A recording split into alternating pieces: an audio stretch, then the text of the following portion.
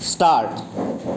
On going through the entire materials, including the oral and documentary evidence, led in by both the parties and the judgment and decree of the trial judge, we are unable to accept the only reasoning of the High Court in non suiting the plaintiff.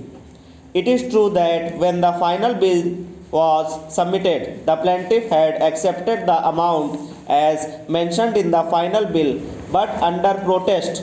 It is also the specific claim of the plaintiff that on the direction of the department it had performed additional work and hence entitled for additional amount or damages as per the terms of agreement.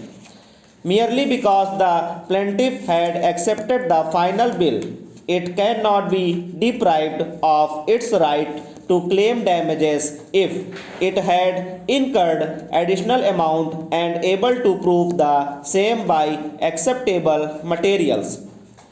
Before going into the factual matrix on this aspect, it is useful to refer the decisions of this court relied on by Mr. Altaf Ahmad in the case of Chairman and MD NTPC Limited versus Resmi Constructions Builders and Contractors 2004 to SCC 663, which relates to termination of a contract. One of the questions that arose for consideration was whether, after the contract comes to an end by completion of the contract work and acceptance of the final bill in the full and final satisfaction, and after issuance of no due certificate by the other contractor, can any party to the contract raise any dispute for reference to arbitration?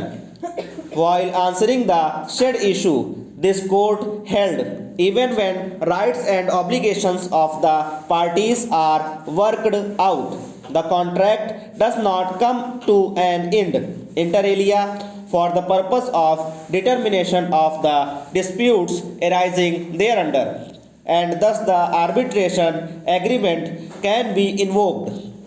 Although it may not be strictly in place, but we cannot shut our eyes to the ground reality that in a case where a contractor has made huge investment, he cannot afford not to take from the employer the amount under the bills for various reasons, which may include discharge of his liability towards the banks, financial institution, and other persons.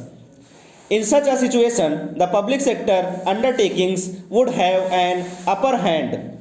They would not ordinarily release the money unless a no demand certificate is signed. Each case, therefore, is required to be considered on its own facts. Further, necessitates non habet legum is an age old maxim, which means necessity knows no law. A person may sometimes have to succumb to the pressure of the other party to the bargain who is in a stronger position. A glance at the said clause will immediately indicate that a no claim certificate is required to be submitted by a contractor on the works are finally measured up. In the instant case, the work was yet to be completed, and there is nothing to indicate that the works, as undertaken by the government, had been finally measured, and on the basis of the same, a no claim certificate had been issued by the appellant. On the other hand, even the first arbitrator who had been appointed had come to a finding that no claim certificate had been given under coercion and duress. It is the division bench of the Calcutta High Court which for the first time came to a conclusion that such no claim certificate had not been submitted under coercion and duress. The High Court conjectured that the age of the prosecutrix could be even 19 years. This appears to have been done by adding 2 years to the age opined by PW1. There is no such rule, much less an absolute one, that 2 years have to be added to the age determined by a doctor. In the instant case, the brother of the prosecutrix has been examined as PW1 and therefore it cannot be said that best evidence has been withheld.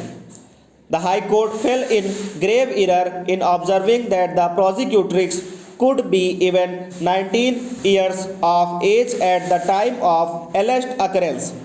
As regards clause firstly or clause secondly of section 375 IPC, the expression against her will and without her consent may overlap sometimes, but surely the two expressions in clause firstly and clause secondly have different connotation and dimension.